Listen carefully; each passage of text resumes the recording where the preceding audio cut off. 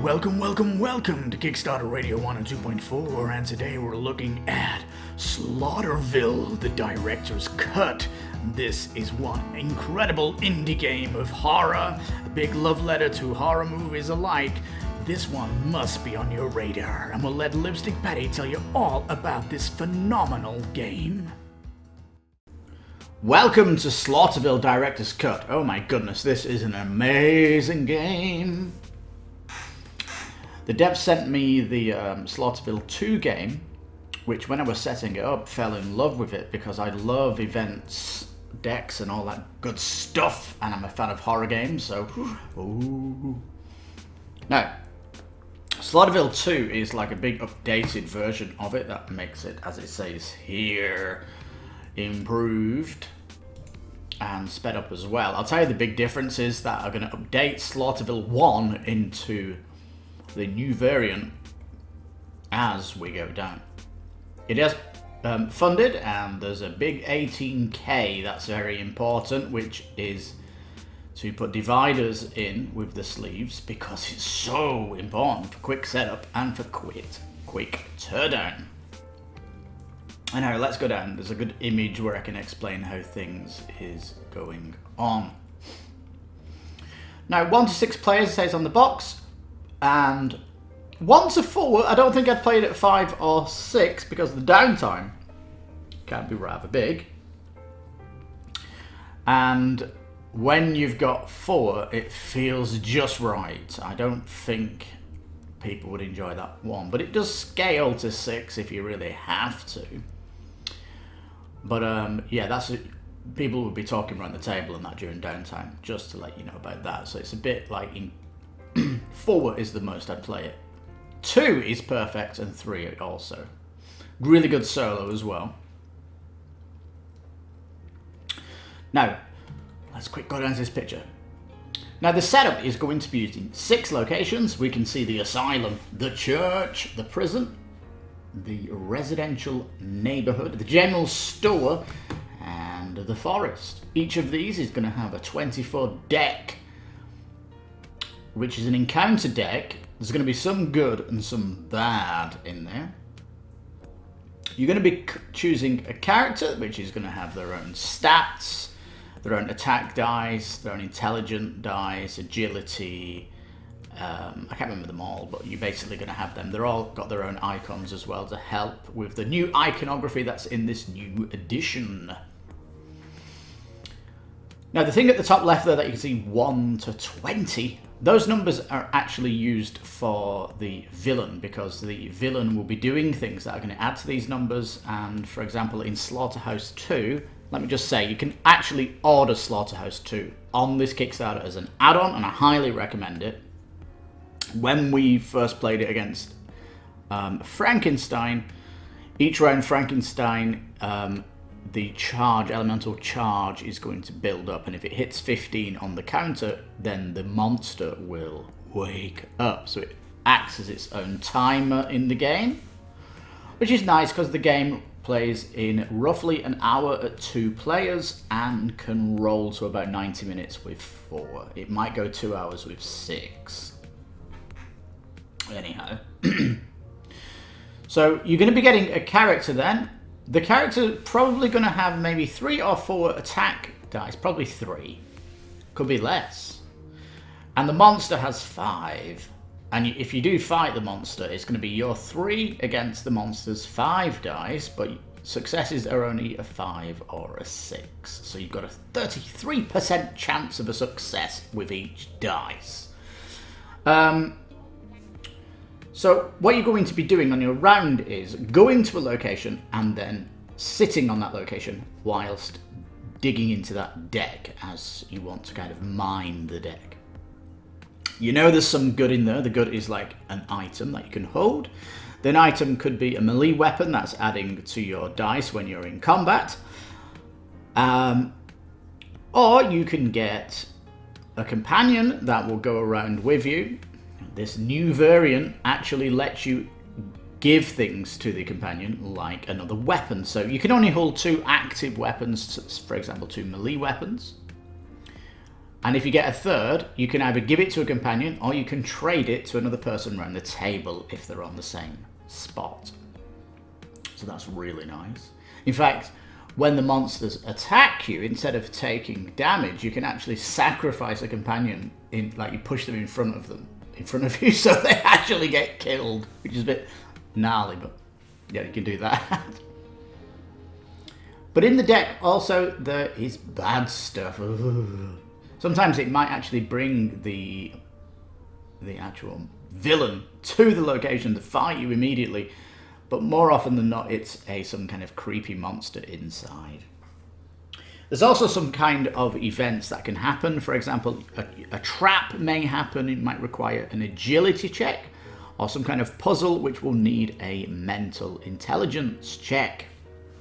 If you succeed in these, you will get one of these tokens, and if you defeat a monster, you'll also get one of these tokens. The tokens are usually good for rerolling dice, or more importantly,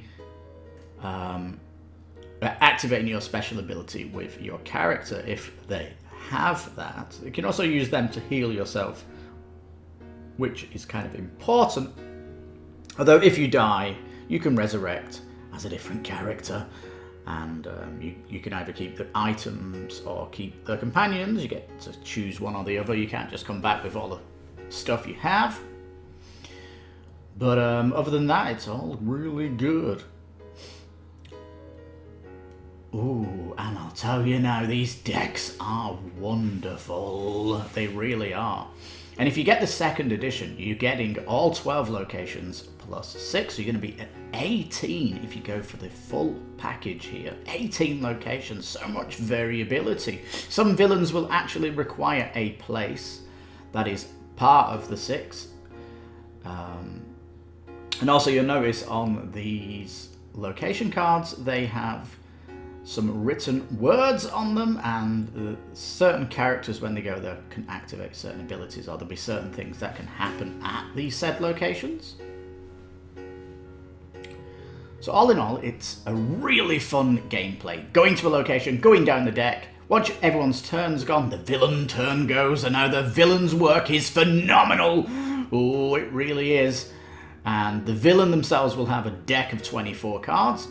That is the health pool. You're trying to get that to 0, and if you do defeat the villain in combat, you'll actually turn a card over, so he doesn't get to use that. And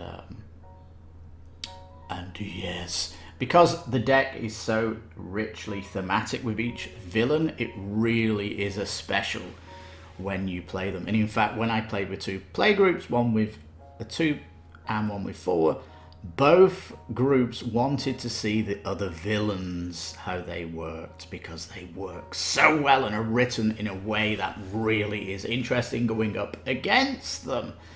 And my goodness, you're going to have a lot of villains in this director's cut.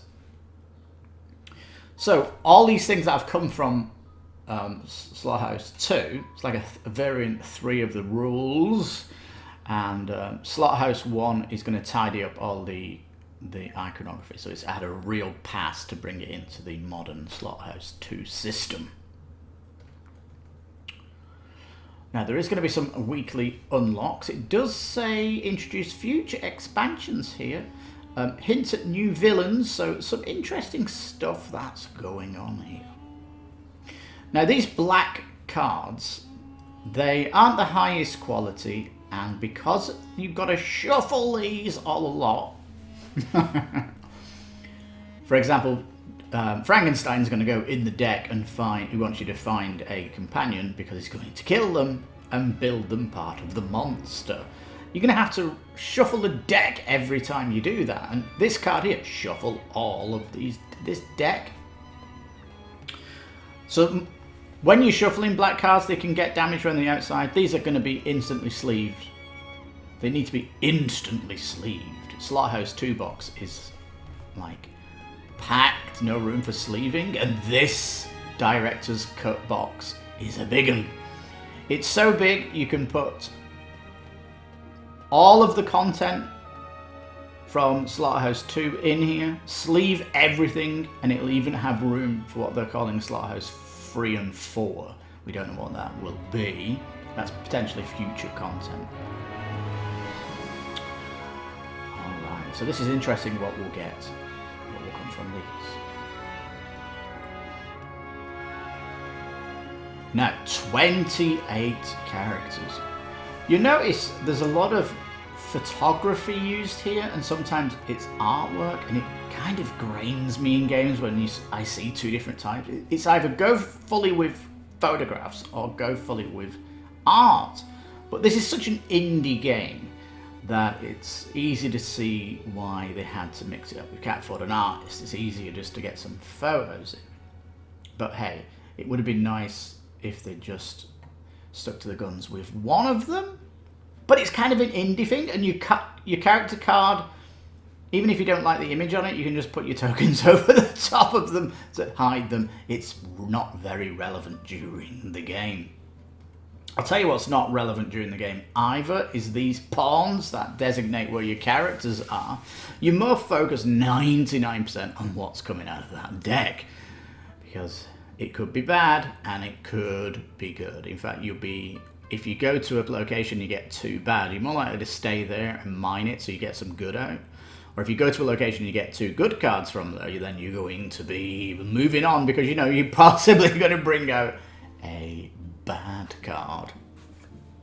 Having said that though, I do have Monster Slaughter, and I can just bring the minis over from that because a lot of the characters are, you know, they're coming from horror movies. You've got the stereotypical people like the cheerleader, the quarterback, the nerd, schoolboy, pizza delivery man, this kind of stuff. Now, there's a bit where it says, what are you getting in it down below, and it's really kind of good. So what's in the box? 28 characters. You notice some of these photos don't quite match up. The old man, that doesn't look very old, does it? That guy looks like he's around 30 years old with a beard. Notice most of these cards actually, the maximum is the Monster Hunter with 3 dice and the old man, the rest are 2. In fact, Spiritualist 1. Oh my goodness. And you'll see here, for example, the Spiritualist, she has a special ability with the church in play. So if the church is not in play, that kind of sucks. So I'm gonna, if you are mixing up the locations, especially with Slaughterhouse 2, I would highly recommend you take away characters that don't get affected by the locations, because again, the Spiritualist is not going to be a fun one to roll if the church isn't in play. Same with the old man who needs the residential neighborhood or the school, this kind of thing. So some characters which could be specific to certain locations and stuff like that need to be aware of. So yeah, 12 locations, and each with their own deck, 24 deck cards, all encounters. Going to be really fun to mix these up, especially with different villains. 10 villains. Might get more of these. Massively themed though, really fun. These are like the pawns, and there's kind of a bit of a request to get a minimum standees instead of the pawns, but again, the pawns are, and this is an indie game. It's not getting $100,000. This is down at the 20,000 at the minute, so pawns is where it's at, peeps. A lot of the money's going in the cards, because if there's 10 locations, that's 240 cards. 10 villains. No, 10 villains is 240 cards. You're getting like 260 cards with the location, so it's like a massive amount of cards that you're getting. Now, so here's the add-on. You can get the Director's Cut for 100 and then Slaughterville 2 as an add-on, which I highly recommend, as Dracula. Oh my god, he will bust you big time. And of course, Frankenstein, fantastic. Get more players, more characters to choose from, and again, more locations. And you are going to have like fantastic stories coming away from the game because, for example, when I was playing a 2-player game, one of my playgroups, they died and they came back as randomly come back, you know, you choose from the deck. A schoolboy with an attack of 1 against Frankenstein. Terrible. Went and visited the school and the encounter card was his teacher as a companion, which really helped him out, in fact. Turned the character around a little bit.